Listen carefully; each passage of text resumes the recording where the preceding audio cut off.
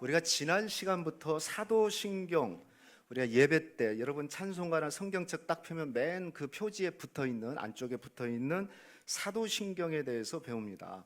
교회를 다니신 분들은 뭐 당연히 예배 때, 오늘 또 우리가 사도신경 고백했죠. 예, 근데 한지 안 한지도 모르고 그냥 이렇게 우리가 흘러가는데, 또 왜 교회를 처음 오신 분들이나 좀 이렇게 얼마 다니지 않으신 분들은 매 날마다 사도신경을 예배 때마다 고백하지? 이제 그런 생각도 들 겁니다. 사도신경은 잠깐 복습하면 성경의 핵심적인 내용을 요약한 거다라고 생각하시면 되고, 다른 말로 얘기하면 기독교의 중요 교리가 사도신경 안에 다 들어있다라는 겁니다. 그것을 우리는 신경, 신조로 고백하는 겁니다. 근데 사도, 그 앞에 사도라는 이름이 붙었어요. 이건 혹시 사도들이 기록했나? 사도들이 쓴 건 아닙니다. 누가 쓴지는 정확하게 알 수는 없지만 사도들이 가르쳤던 그 가르침과 그들이 전했던 복음의 내용과 동일해서 아마 사도들이 전해준, 사도들이 전한 그 신앙을 우리가 그대로 고백한다. 그래서 사도신경이라고 그러는데요. 원래 사도신경은 라틴어로 크레도입니다. 크레도. 여기 지금 제가 붙여놨는데 크레도 한번 해볼까요? 크레도. 자, 뜻이 뭐예요? 예, 나는 믿습니다. 나는 믿습니다. 이런 뜻이에요. 크레도는 나는 믿습니다. 예, 그러니까 신경은 나는 믿습니다. 이렇게 믿습니다. 그래서 원래 새로 번역된 것은 나는 믿습니다 하면서 이렇게 고백하기도 해요. 근데 여기 크레도를 이 라틴어를 좀 분해를 하면 크레라는 뜻은 원래 심장이라는 뜻입니다. 심장. 크레는 심장. 그리고 도는 라틴어로 드린다는 말이에요. 그러니까 크레도는 무슨 뜻이에요? 심장을 드린다. 즉 생명을 드린다. 이 고백에다가 내 생명을 바치겠습니다. 그래서 실제로 이 사도신경의 내용, 이 복음을 지켜내기 위해서 수많은 12사도뿐만 아니라 그리고 수많은 순교자들이 생기게 된 거죠. 왜? 여기에 내 심장을 드립니다 라는 그런 뜻이 있기 때문에 그렇습니다. 왜 사도신경 공부해야 된다고 그랬어요? 여러 가지 이유가 있는데 구체적으로 그냥 세 가지 얘기하면, 하나는 이단을 분별해요. 초대교회 이단들이 많았어요. 지금도 이단들이 많잖아요. 여러분 이단들이 많습니다. 근데 그 이단들을 이렇게 구별하는 방법이 모르잖아요. 그래서 초대교회는 이 신경, 사도신경을 만들어서 이대로 믿지 않는 사람들은 이단이다. 지금도 동일해요. 이 사도신경을 변조해가지고 고백을 한다든지 뭐 이상하게 한다 그러면 이상하게 생각하면 됩니다. 일단 정통교회가 아니구나. 아예 변조했다면 이단이구나. 이렇게 생각하시면 되고, 그리고 사도신경, 초대교회가 자녀들한테 어떤 걸 가르칠까, 신앙교육을 뭘로 시킬까 했을 때 여러분 사도신경 내용을 가지고 가르쳤어요. 그리고 교인들, 세례교인들을 세울 때 세례교인들은 이제 교인이 되는 거잖아요. 정식적인 교인이 되는 거거든요. 그 교인들을 교육하는데, 세우는 일에 있어서 뭘 가지고 세우지? 교회 열심히 다니라고 그러면 되나? 그러네, 그렇게 해서는 안 되잖아요.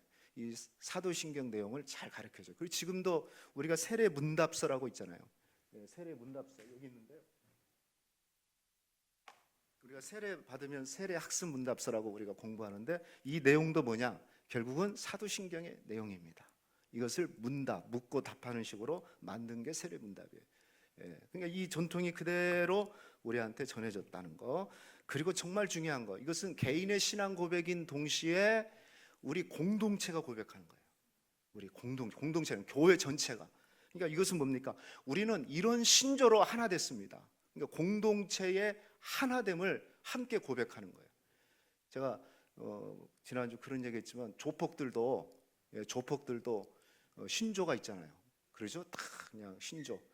술에다가 피 한 방울씩 툭툭툭 떠들여서 한 모금씩 딱 마시면서 우리는 피로 나는 형제들이다 하고 신조 1, 2 하고 딱 외운단 말이죠.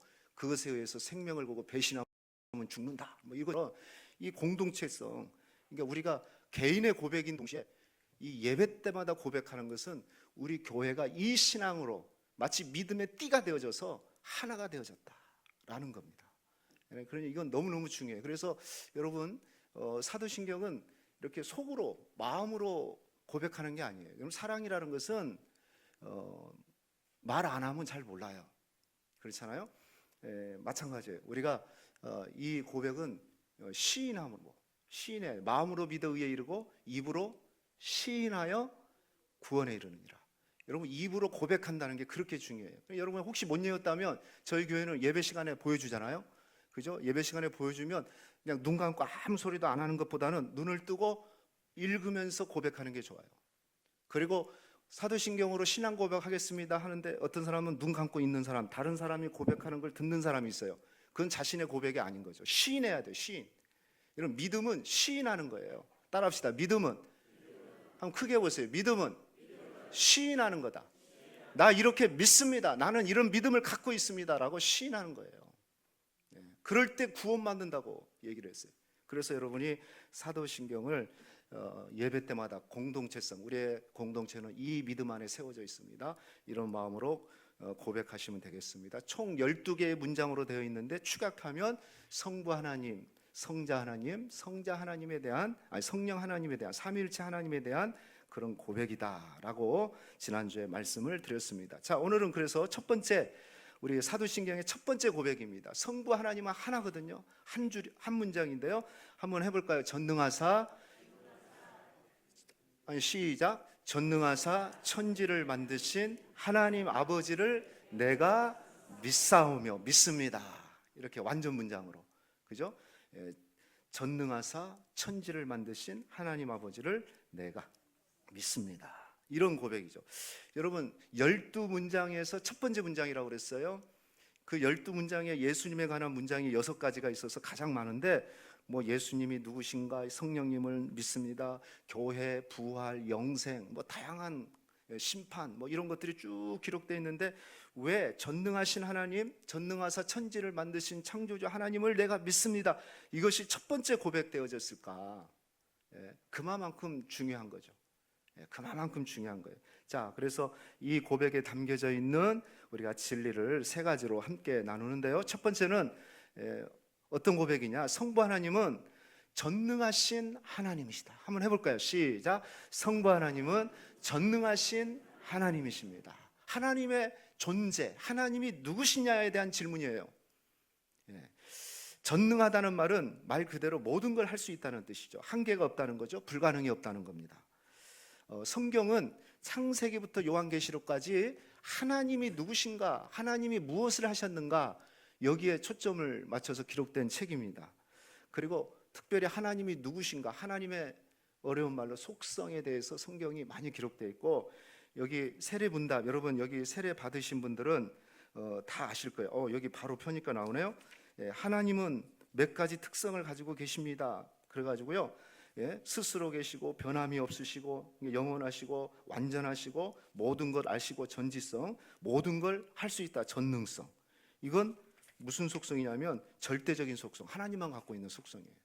그리고 그뿐만 아니라 거룩하시고 의로우시고 진실하시고 선하시고 지혜로우시고 지식이 있으신, 그러니까 사랑이 많으신, 이건 이제 우리도 갖고 있는, 인간도 갖고 있는 공유적인 속성이라고 그러는데, 성경은 이렇게 하나님에 대해서 많은 누구신가에 대해서 기록되어 있는데 왜 유독 사도신경은 전능하신 하나님을 먼저 소개할까? 그 이유가 뭐겠습니까? 모릅니다. 누가 기록했는지를 모르기 때문에 몰라요. 그런데 엘버트 몰로 목사님은 이렇게 얘기합니다. 전능하심은 하나님의 완전하고 충만한 모든 속성을 나타낸다. 지금 말한 하나님의 영원하시고 시고 공간을 초월하시고, 그리고 지혜와 선과 거룩과 사랑이 많으신 그 모든 하나님의 속성을 전능하심이라는 그 단어 속에, 그 속성 속에, 그 하나님의 능력 속에 사실은 다 포함시켜 있다라는 거죠. 전능하시기 때문에 이게 가능하게 된 거죠. 전능하심. 사랑하는 성도 여러분, 우리가 워낙 전능하다는 말이 우리하고 잘 안 닿을 수도 있어요. 그러나 여러분, 하나님의 전능하심을 믿으시기를 축복하겠습니다. 그 하나님은 모든 걸 할 수 있어요. 한계가 없으셔요. 이것을 히브리어로 전능하신 하나님을 엘사다이라고 그래요. 엘사다이. 한번 해볼까요? 엘사다이. 뭐 잘 안 되면 사다리 그러도 됩니다. 엘사다이.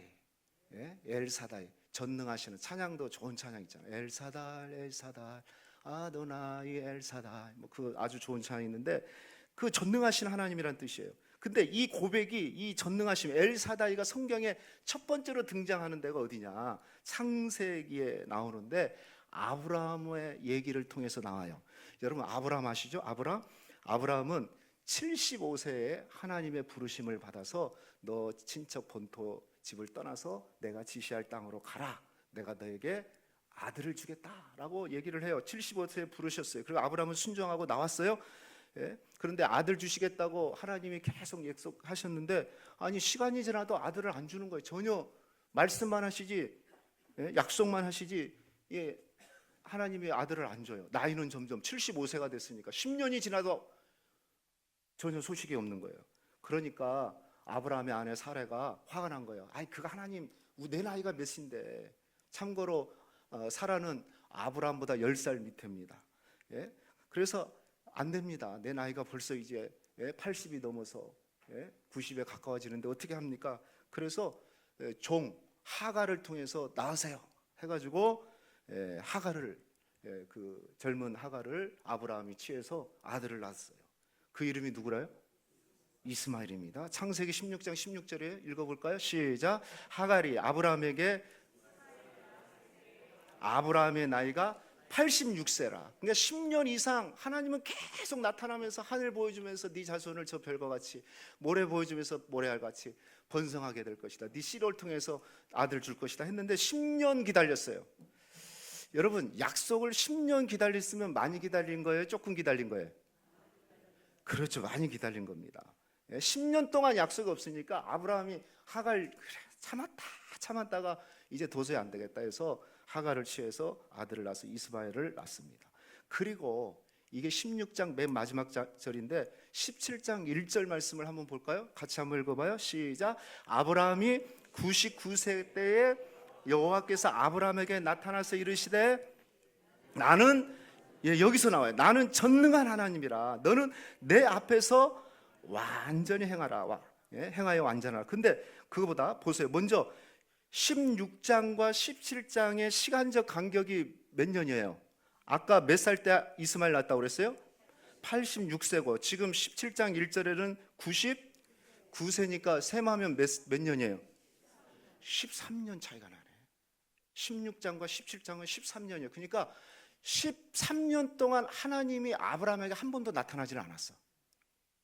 그 전에 10년 동안은 하나님이 계속 나타났거든요. 실수하면 나타나서 문제 해결해주고 또 해결해주고, 그랬는데 이스마엘을 딱 낳고 난 다음에 13년 동안 하나님은 침묵하셨어요. 그리고 13년 후에 딱 나타나서 하는 말이 뭐냐? 나는 전능한 하나님 엘사다이다. 너는 행하여 내 앞에서 완전하라. 이렇게 말씀하고 있는 겁니다. 여러분 왜 갑자기 13년 동안 침묵하셨다가 갑자기 왜 나타났지? 물론 하나님이 침묵하셨다고 해서 하나님이 일하지 않은 건 아닙니다. 아브라함을 포기한 건 아니에요. 포기했다면 나타나지도 않았겠죠. 그리고 갑자기 나타나서 나는 엘사다의 하나님이다. 내 앞에서 완전하라. 여러분 이 말은 그 후에 하나님이 또 말씀해 내가 너를 통해서 네 씨를 통해서 아들을 줄 것이다. 이렇게 얘기를 해요. 그러니까 아브라함이 17장에 보면은 그 하나님 말씀을 받기는 받아요. 그런데 마음의 속으로 비웃어요. 왜? 자기 나이가 몇 살이에요? 99세. 내년에 이제 아들 가지면 내년 100세 때 난다니까. 그리고 그의 아내는 90세예요. 이건 아마 86세 때는 아들을 낳을 수 있었나 봐요. 굉장히 건강했나 봐요. 내가 보니까 아브라함이.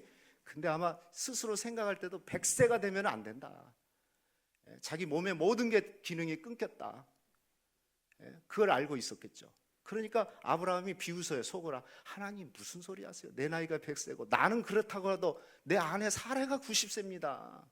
사례가 90세인데 원래부터 자식도 못 낳고 사례는 원래 자녀가 없어요.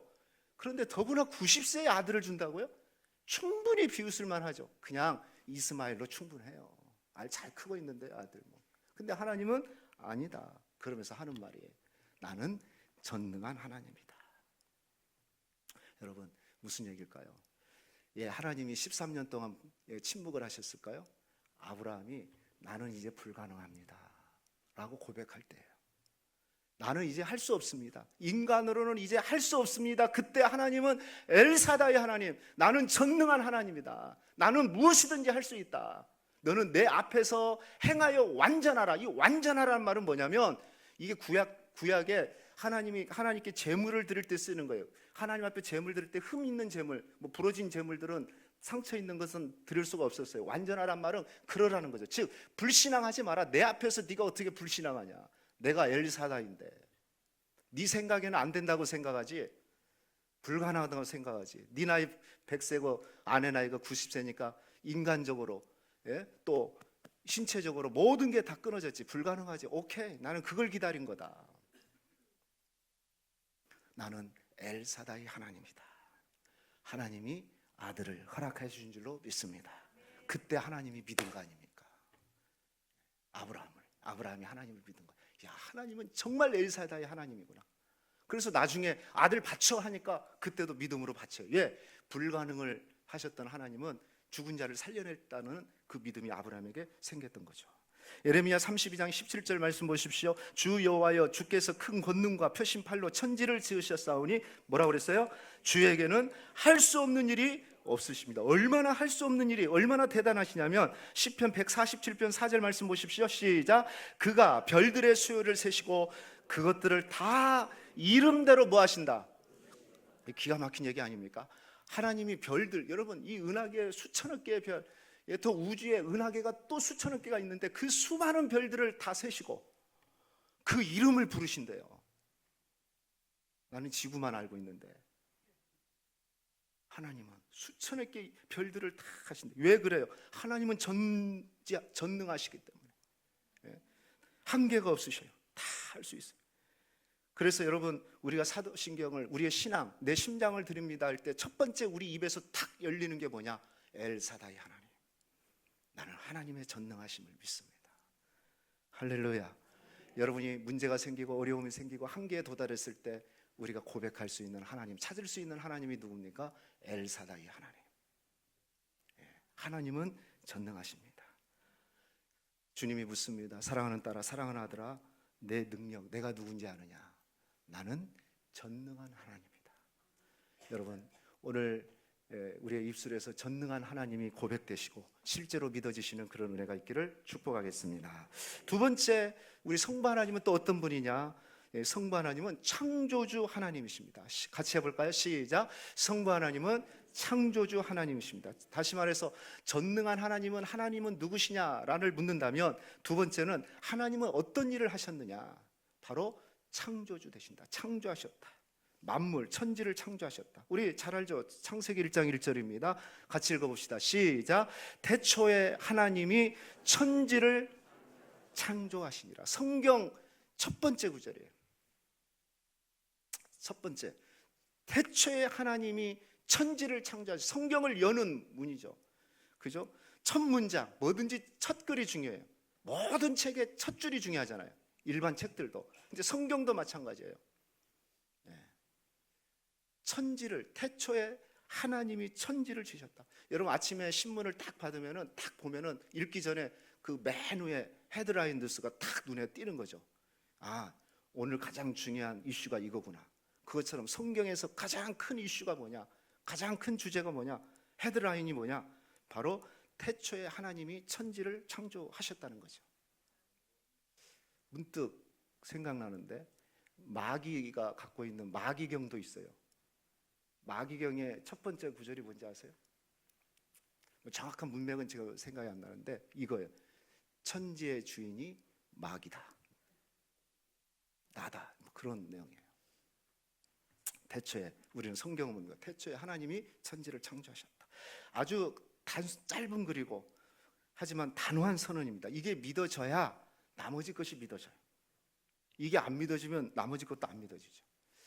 여전히 우리는 이 세상에서 창조냐 진화냐 뭐 이것에 논쟁이 계속되고 있습니다.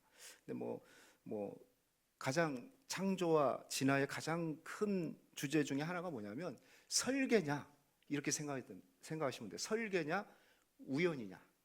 뭔가가 만들어지는데, 설계가 이 강대상을 만드는데 뭐 이게 그냥 우연히 어떻게 세월 지나서 빅뱅 우주 대폭발이 일어나가지고 막 섞이고 또 시간이 지나가지고 이게 만들어졌을까? 아니면 이게 설계가 돼가지고 만들어졌을까? 근데 여러분, 설계가 안 된 게 없어요. 네. 뭐 어떤 과학자가 그런 얘기 하대요. 제가 어제 이 성경 이 내용을 좀 보기 위해서 유튜브를 통해서 창조론에 관한 진화론에 대한 좀 몇 가지 영상을 좀 봤는데, 그분이 얘기하는데 모기 있잖아요. 모기 발바닥을 보면 신기하대. 여러분, 모기 발바닥 보셨어요? 예? 현미경으로 크게 확대해서 보면은 정말 미세하게 기가 막히게 만들어졌어요. 야, 저렇게. 그래서 그 과학자가 하시는 말씀이 함부로 살인하지 마라. 예? 피해를 줬을 때만 때려라. 예? 왜냐하면 그것도 하나님의 작품이라는 거죠. 얼마나 세밀한지 몰라요. 여러분, 그 현명으로 보면 그 미세한 것들, 그걸 보면 어떻게 저게 우연히 만들어졌겠나. 예? 그런 얘기를 해요. 여러분, 이 모든 게 어떻게 우연이 됐겠어요? 예? 다 설계를 하니까 설계에 의해서 만들어진 거고, 그렇잖아요. 돌아가신 분입니다. 몇 년 전에 돌아가셨는데, 한동대학교의 김영길 총장님, 과학자입니다. 미국 과학지에 한국 과학자로 첫 번째 등록되신 이름이 바로 김영길 총장님이신데, 이분이 진화론자에 대한 얘기를 이렇게 짧은 글로 이렇게 진화론이 잘못됐다는 것을, 어리석다는 걸 이렇게 했어요. 제가 한번 읽어드려 볼게요. 짧은 글입니다. 먼 훗날 공장에서 하는 일을 로봇이 하는 날이 올 것입니다. 전쟁을 하더라도 사람들은 뒤에서 조종만 하고 로봇들이 현장에 나가서 싸우는 날이 오게 될 것입니다. 전쟁이 일어났습니다. 지구에 화학전이 일어나게 될 것입니다. 생명을 가진 모든 생명체는 동물이나 식물이든 다 씨가 없이 죽게 될 겁니다. 로봇만 살아남게 될 것입니다. 세월이 흐른 다음에 로봇들은 우리가 어떻게 만들어졌지라고 궁금해했지만 설명해 줄 사람이 없었던 것이죠. 그래서 자기들은 연구를 해보았습니다. 자기 몸을 분석해보니 납도 있고 철도 있고 구리도 있고 아연도 있고 인도 있었습니다. 땅을 조사해보니까 땅에도 똑같은 성분들이 있었습니다. 그래서 땅에 있는 것들이 어느 날 자기들끼리 폭발하여 막 화학작용이 일어났든지 폭발하여 자기들 같은 로봇이 만들어졌다고 그들은 결론을 내렸습니다. 그렇다면 이 어리석은 로봇들의 주장과 오늘 진화론자의 주장은 무엇이 다릅니까? 천지 만물은 하나님이 창조하셨습니다 라는 글이었습니다. 여러분, 그렇죠. 뭔가 우연히 시간이 지나니까 되는 게 아니죠. 어떻게 시간이 이래서 뭐가 만들어지겠어요. 다 설계해서 만들어지는 거죠. 그리고 한 가지 더 얘기하면 진화론의 약점 중에 하나가 뭐냐면 연속성의 문제가 있어요. 연속성. 그러니까 중간에 우리가 사람이 원숭이를 통해서 됐다 그러면 중간에 사람과 원숭이 중간에 뭔가가 계속 진화되고 있어야 될 거 아니에요. 예? 그런데 그게 없잖아요. 그죠? 연속성의 문제가 있어요. 연속성에. 원숭이는 원숭이로 지금 있고 사람은 사람으로 있는데 그 중간에 뭐 이렇게 올라가는 장면들이 있잖아요. 예. 성경은 그래서 뭐라고 얘기하면 하나님의 창조는 완성된 피조물이다. 그래서 성경은 창세기 1장에 보면 11절, 21절 여기 보면은 또 20절에서 24절에 보면은 각기 종류대로 만들었다는 거죠. 하나하나 완성된 하나님의 피조물로 만들었고 사람도 남자와 여자로 창조하신 겁니다. 여러분, 이 사실을 믿으시기를 주의 이름으로 축복하겠습니다. 하나님이 천지 만물을 창조하셨어요. 그런데 여기서 우리가 한 가지 놓치지 말아야 될 것이 있는데, 하나님은 창조주 하나님은 세상을 만들어 놓고 만든 다음에는 손을 딱 떼신다. 그러니까 지금 지진도 일어나고 전쟁도 일어나고 그러지 않냐. 자, 이걸 우리는 이제 좀 유식한 말로 이신론이라고 그래요. 이신론. 하나님은 창조는 했다. 맞아. 창조자는 맞아. 그런데 창조한 다음에는 하나님이 손을 떼버렸어. 세상이 이제 마음대로 돌아가는 거야. 이런 주장을 하는 경우가 있어요. 성경에 골로새서 1장 17절 말씀에 보면 만물이 그 안에 함께 섰느니라. 만물이 어떻게 됐어요? 하나님 안에서 함께 섰다. 이 말은 무슨 얘기냐면 하나님은요 창조만 해놓고 그 다음에 내버려두고 무관심하고 그리고 그 후로는 그냥 맡겨버리는 게, 운명에 맡기는 게 아니에요. 여전히 하나님은 이 우주를 붙들고 있고 우리 인간들의 하나님의 형상대로 창조된 우리의 삶을 지키고 붙들고 있는 겁니다. 이걸 뭐라고 얘기하냐? 유식한 말로 섭리라고 얘기해요. 섭리. 우리가 나는 하나님의 섭리를 믿어, 이 말은 하나님이 일하시는 걸 믿어, 하나님이 다스리고 있는 걸 믿어. 이런 어려운 문제가 있고 내가 원하는 대로 안 되더라도 그곳에 하나님의 뜻이 분명하게 있을 거야. 그래서 우리가 믿잖아요. 모든 것이 협력하여 뭘 이룬다? 선을 이룬다. 그죠? 하나님의 섭리가 지금도 여전히 작동되고 있어요. 그래서 벨직 신앙고백서라는 곳에 보면 이렇게 기록되어 있어요. 우리는 이 선하신 만물을 창조하신 이후에 만물을 유기하시거나 운명 혹은 우연에 맡기시지 않으시고 하나님의 거룩한 뜻에 따라 다스리고 통치하심으로 이 세상에는 그분의 지시 없이 아무것도 일어날 수 없음을 나는 믿습니다 라는 신앙 고백이 있어요. 하나님이 모든 걸 통치하고 계시는 거예요. 여러분, 이걸 우리가 믿을 때 얼마나 우리에게 위로가 되고 감사가 되겠습니까? 우리가 어떤 어려운 문제가 있었을 때도 하나님의 선한 뜻이 있지, 하나님이 붙들고 있지.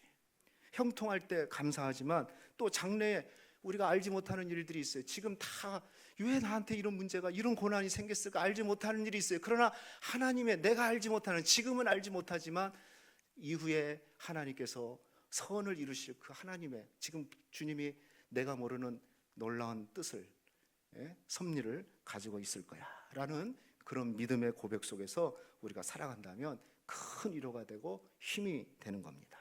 사랑하는 성도 여러분, 창조주 하나님 아버지를 믿으시길 바랍니다.